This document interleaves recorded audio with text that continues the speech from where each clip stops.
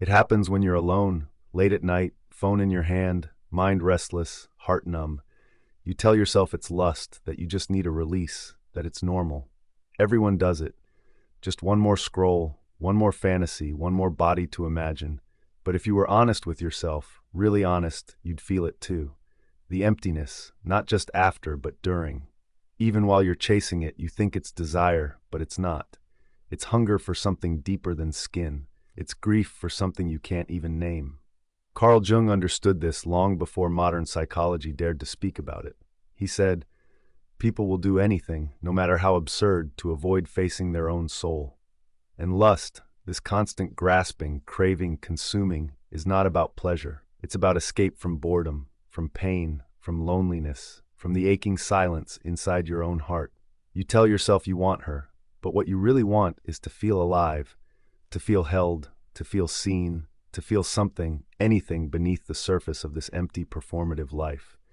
But instead of turning inward, you chase the body, you chase the image, you chase the surge of dopamine that disappears just as fast as it came. And the moment it's over, you're left with the same void, the same silence, the same self untouched. You see, lust isn't the enemy, it's the symptom. It's your soul trying to get your attention. Because beneath that craving is something much deeper. Disconnection. You're not connected to your body. You're not connected to your purpose. You're not connected to your emotions. You're not connected to you. So you reach for the easiest substitute, the illusion of closeness, the illusion of control, the illusion of being wanted. But Jung would say this is the shadow in action. The part of you that was never loved in the right way now searches for love in the wrong ways. And it's not just about sex. It's about all the ways you run, the compulsive texting, the porn at 2 a.m., the meaningless conversations that feel almost intimate, the constant mental replay of someone who made you feel desired once.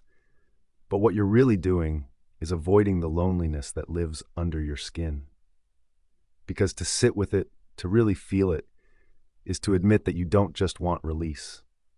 You want rescue from your own isolation, from your own numbness, from your own buried needs that you were never allowed to have. Jung saw this in the patients who came to him not with sexual issues, but with spiritual hunger disguised as desire. He didn't moralize. He didn't judge. He went deeper because he knew the real question wasn't, why do I feel lust, but rather, what is this lust trying to distract me from?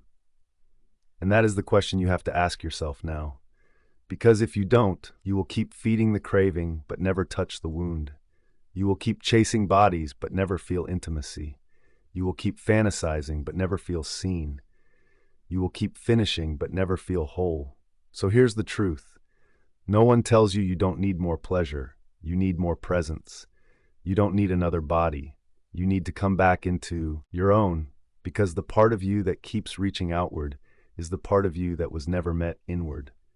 And that's what Carl Jung's Red Book was really about. Not sex, not power, not control, but integration. The reunion of all your lost pieces, the return to the self, the courage to look at your own emptiness and not run from it. So before you open another app, before you send another text, before you let your craving lead you, ask yourself, is this lust or is this loneliness in disguise? And if you finally stopped escaping, what would you find waiting inside you? Carl Jung never saw lust as just a physical impulse.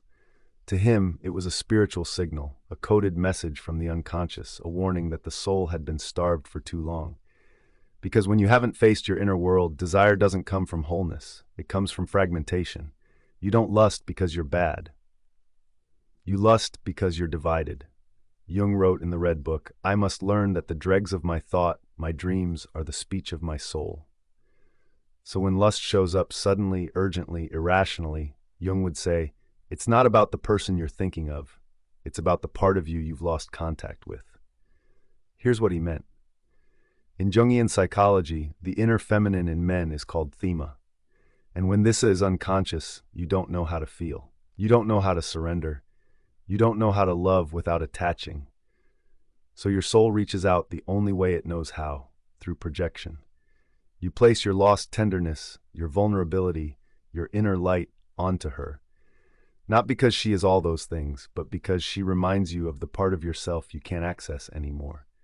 So when you lust after her, her body, her presence, her softness, you're not actually craving sex. You're craving reunion with your lost soul. This is why it hurts, because no matter how many times you chase it, you never reach it. You can't because you're chasing yourself in someone else's body. And the more disconnected you are from the more violent, desperate, and emptier your lust becomes. You scroll endlessly. You fantasize about people you barely know. You replay images that made you feel something, anything. And yet every time it ends, you feel more distant from yourself than before. Jung said, "This is how the shadow seduces you. Not with evil, but with illusion. You don't see a person. You see your unmet needs, your suppressed pain, your forgotten warmth. And because you never integrated these parts within, you try to possess them outside. But lust, when it's disconnected from love, always collapses, because no one can carry the weight of your unlived emotions. No body can complete your broken identity. No moment of pleasure can heal a soul that hasn't been felt. So what happens next? You start needing more stimulation, more novelty, more intensity, because now your soul isn't just craving, it's starving. And you think the answer is in more content, more experiences, more people, but all you're really doing is running faster in a maze that leads right back to your emptiness. Carl Jung believed that to break the cycle, you must stop asking who turns me on and start asking what part of me have I turned off. Because when you reconnect with your emotions, your dreams, your intuition, your longing, lust transforms. It becomes sacred. It becomes creative. It becomes a bridge, not a trap. Jung called this integration, bringing back the parts of you that were cast into the unconscious. And lust, that's the fire of your soul, trying to get your attention. Not to shame you, not to scare you, but to show you how far you've drifted from yourself. You don't just want someone to touch your body, you want someone to witness your being. You don't just want release. You want relief from the ache of being unseen, untouched, unheld, even by yourself. So here's the hardest truth Jung offers. Until you face your soul, your desire will always be misdirected. You'll keep chasing shadows. You'll keep calling it love. You'll keep falling into arms that don't feel like home. Because the home you seek is the part of you stopped visiting long ago. So the next time you feel the wave of lust rise in you, pause. Don't repress it. Don't act on it blindly. Just ask it, what are you trying to show me about myself? Because once you learn how to feel the energy without losing yourself in it, you don't become cold. You become clear. And in that clarity, you can finally choose something deeper than the craving. You can choose connection. Not escape, not performance, not fantasy, but presence.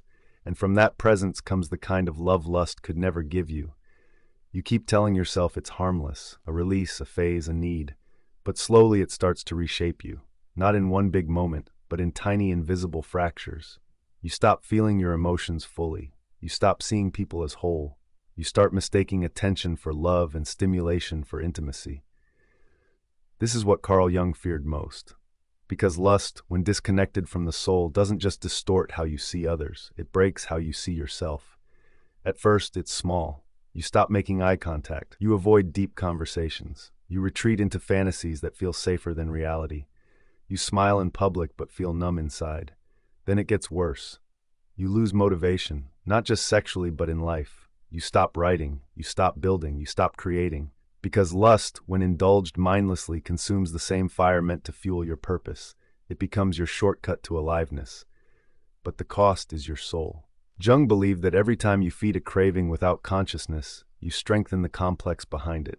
A psychological loop, trigger, reaction, relief, guilt, repeat. And the more you repeat it, the more you believe that this is just who you are. But it's not who you are. It's who you became after you stopped feeling shame in your own skin. You weren't born addicted to bodies. You were born craving connection. You wanted warmth, not friction. Love, not lust. Presence, not performance. But when life didn't give you those things, you turned to fantasy. Because in fantasy, you control the narrative. You're wanted. You're powerful. You're never rejected. But here's the cost. You stop showing up for the real world. You lose the ability to sit in awkward silence, to endure longing, to build something with someone, to fail in front of love and try again anyway because lust teaches you escape. Not courage, not patience, not resilience. And so you get stuck. You keep chasing highs that never touch your heart. You keep looking for women who make you feel something just enough to distract you from how disconnected you are. And maybe worst of all, you start to resent yourself. You tell yourself you're weak, that you're broken, that you'll never find real love. But Jung would say it's not brokenness.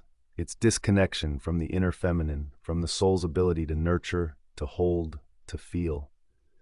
You have fire, but no warmth. You have desire, but no devotion. And without integration, lust becomes violence. Not outwardly, but inwardly.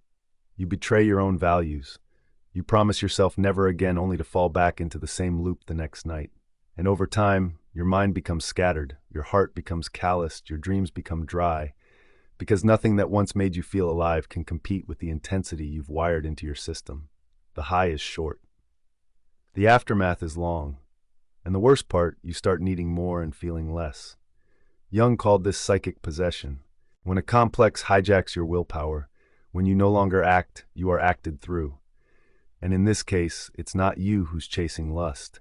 It's your shadow, your loneliness, your unloved inner child, searching for someone to hold him in the only way he's ever known. So the cycle repeats. Relationships fall apart. You sabotage connection. You can't sit with discomfort, so you swipe. You can't deal with silence, so you scroll. You can't face yourself, so you chase someone else's body. But what you never realize until it's too late is that lust doesn't just keep you from love. It keeps you from becoming you. It robs you of creative energy, of attention span, of soul depth, of spiritual clarity. And the longer it goes on, the more you start to wonder, why don't I feel anything anymore? That's the consequence. Not shame, not hell, not punishment, but numbness. And Jung would argue that is worse than pain. Because when you're numb, you stop evolving. You stop listening. You stop hearing the voice inside you that says, this isn't who I came here to be. You don't need to hate yourself to heal. You don't need to repress desire. You just need to ask one question. What is this craving trying to teach me about me? Carl Jung never told you to kill the fire. He told you to understand it. Because the fire of lust, when ignored, becomes addiction.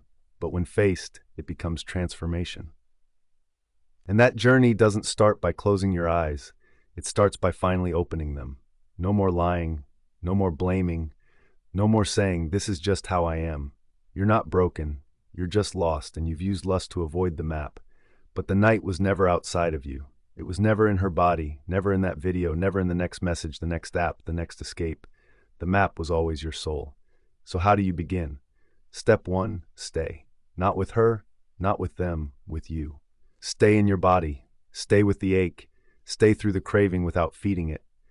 At first it will feel impossible. You'll shake, you'll scroll, you'll itch for escape. But if you breathe through it just one moment longer than you usually do, you'll hear something new. Silence. Not the numb kind, the sacred kind. And in that silence, a voice will whisper, I miss you. It's the part of you you left behind, the boy who learned to earn love through performance, the soul who mistook touch for truth, the man who forgot that his craving was not evil, just unmet. Jung believed that you don't kill your shadow, you integrate it, you sit with it, you learn from it, you bring it back into the light. So what does that look like? You start writing again, not just to express, but to feel. You create, not to impress, but to release. You sit in nature, you let yourself cry, you breathe into your chest and ask, what do I actually want right now? And you listen, not just once, every day. Because healing lust isn't a one-time fix. It's a daily relationship with your own soul. And over time, the cravings lose their grip. Not because they disappear, but because you no longer fear them. You welcome the heat, you thank the desire, you hear what it's really saying. I want love, I want beauty, I want meaning, I want me. You don't need to shame yourself anymore. You don't need to prove anything. You just need to come home. Because when you reclaim your anima, your inner feminine, you don't chase it outside. You live it. You feel your emotions. You honor your softness. You become magnetic because you're finally whole. And then when someone does come along, you don't need to possess them. You don't need to be rescued.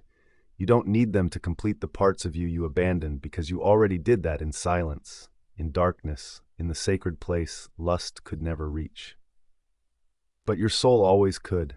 So if this hits something inside you, then you've already begun the journey back. Sit with it, listen again, and tell me in the comments, what have you really been craving all along? Like, subscribe, and drop a super thanks if this spoke to your shadow. It helps keep Psychotic alive. And remember, you were never addicted to her. You were addicted to the feeling of being whole. Now give that back to yourself.